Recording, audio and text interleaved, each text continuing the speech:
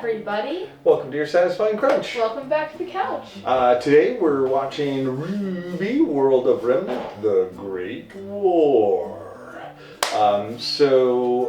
We've had a lot of interesting characters introduced to us over the last few episodes. It's interesting that they're doing the World of Remnants still.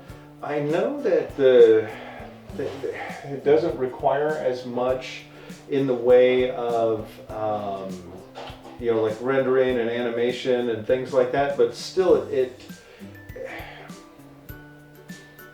the last episode, not the last episode, but the episode Tell Me a Story or We Need to Talk or whatever the thing was. We Need to Talk? The one where Crow was... I think that's We Need to Talk. Or a needed conversation, a much needed talk. There was a world of remnant inside the episode, and it made perfect sense inside the episode, and I'd really like to see that.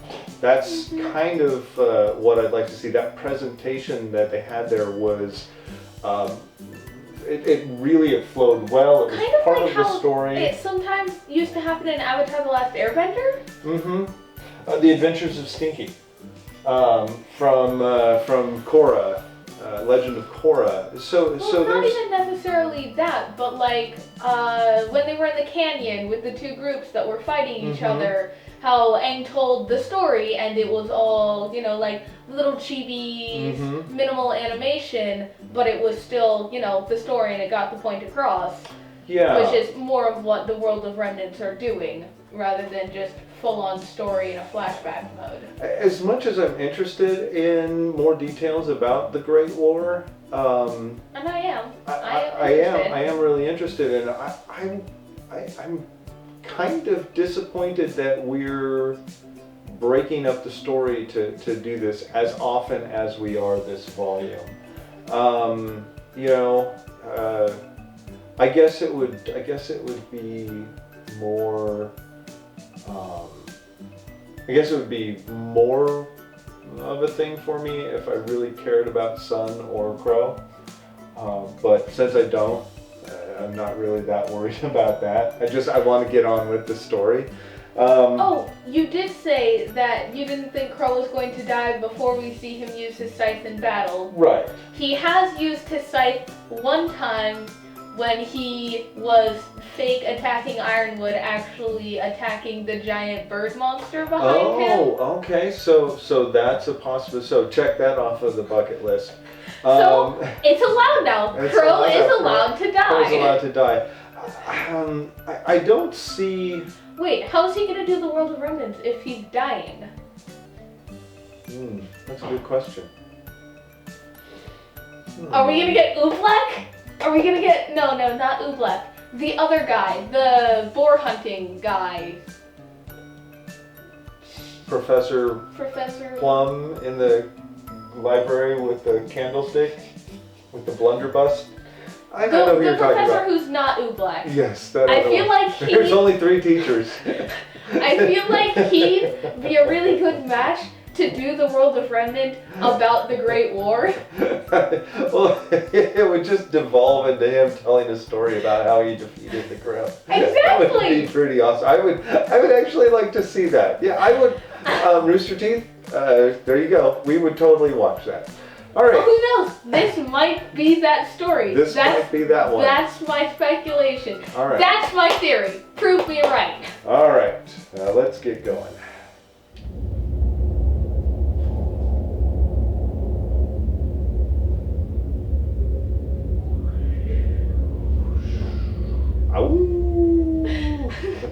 The Great War. What a terrible name for such a horrible time in history.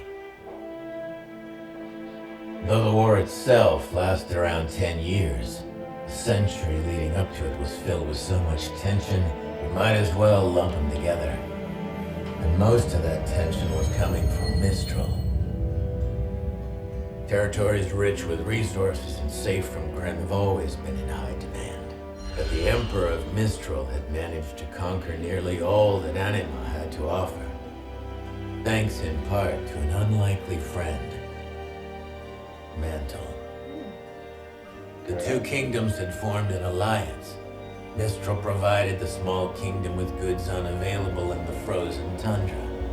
In return, Mantle introduced technological innovation as well as guidance in the settlement of Anima's cold northern territory. Seems like a good thing. Until it wasn't.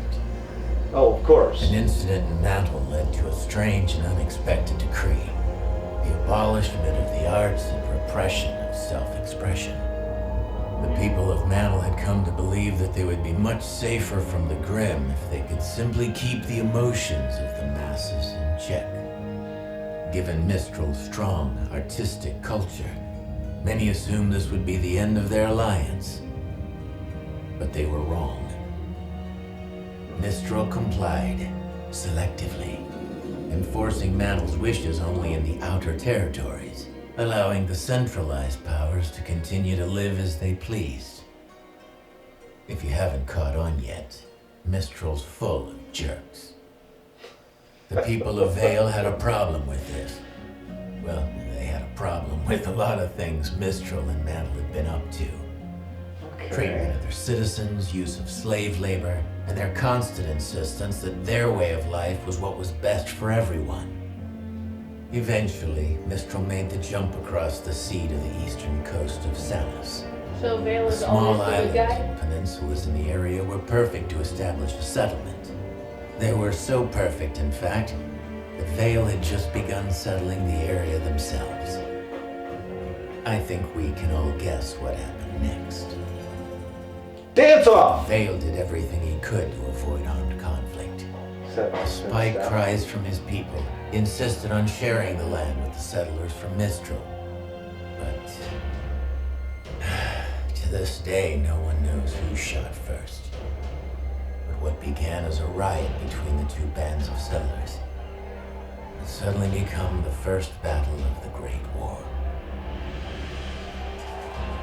Mantle quickly came to Mistral's side. Battles were fought on both Samus and Anima soil. Villages were lost to both combat and Grim. And it wasn't long before Vacuo decided to join the party. Up to this point, Vacuo had done its best to stay out of the fight. Mantle and Mistral, having both already established a small presence in Vacuo territory years before, promised to leave them provided they didn't interfere. Soon, those talks evolved. It went from don't side with them to side with us and you'll be safe. Vacuo did not much care for that. They came to the conclusion that if Vale were to fall, there'd be no one left to stop Mistral and Mantle from conquering them next. So they did what they considered to be the logical thing. They drove Mantle and Mistral out of Vacuo and told Vale they had their backs. I love their style. So the war raged on. Grim attacks increased worldwide. On the battlefield, this meant a temporary ceasefire in order to deal with the hordes of monsters before returning to the fight at hand. Of course. Those left miserable back at home, however, were often helpless with their best warriors away fighting their good fight. A lot of settlements were lost during these years, and most were never reclaimed. Rations on food and dust were put into effect. Development of technology accelerated. Humans and faunas who fought alongside one another became closer. And every day, mankind grew more and more efficient at destroying itself. But it all ended in the Vacuo campaign. Mistral and Mantle knew that if they could take the dust mines of Vacuo, they would effectively cut off the supply of dust to their enemy. It was to be a final devastating blow to Vale and Vacuo. They were only half right. The King of Vale personally led his army into battle alongside the soldiers of Vacuo and decimated the enemy forces. Crowned atop his head and armed only with a sword and his scepter, he laid waste to countless men. As the sand was soaked red with blood, the Grim came in droves. It was the single deadliest battle of the war, and legends of the greatness and terror of the warrior king were born that day. Historians will tell you most of these stories are nothing but grandiose hyperbole, unusually violent weather conditions combined with Mantle's unfamiliarity with the desert combat are likely what led to such a high death count. But whatever the reasoning, everyone bowed to the King of Vale by the time it was over.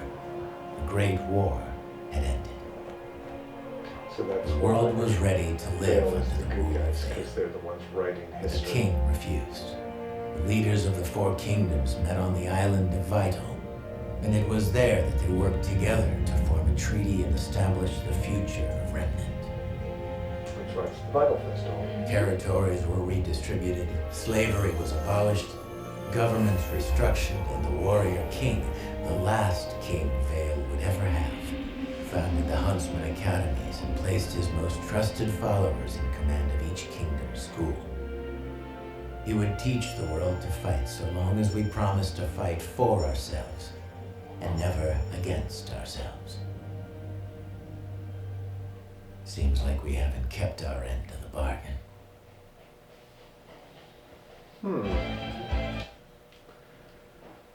All right.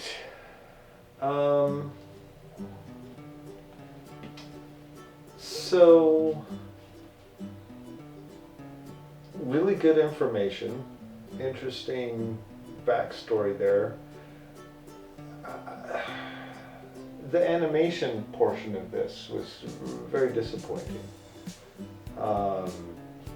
We've seen some of these World of Remnants where they've really stepped up and really, done amazing things with the silhouettes and with the colors and with the background. And this one really seemed subpar in that aspect of it.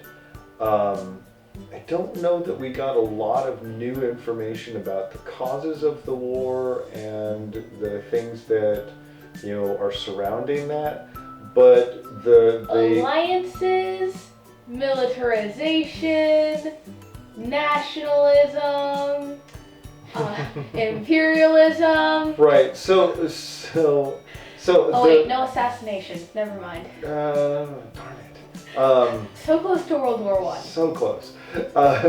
So I thought it was really interesting that Mistral is the place where this.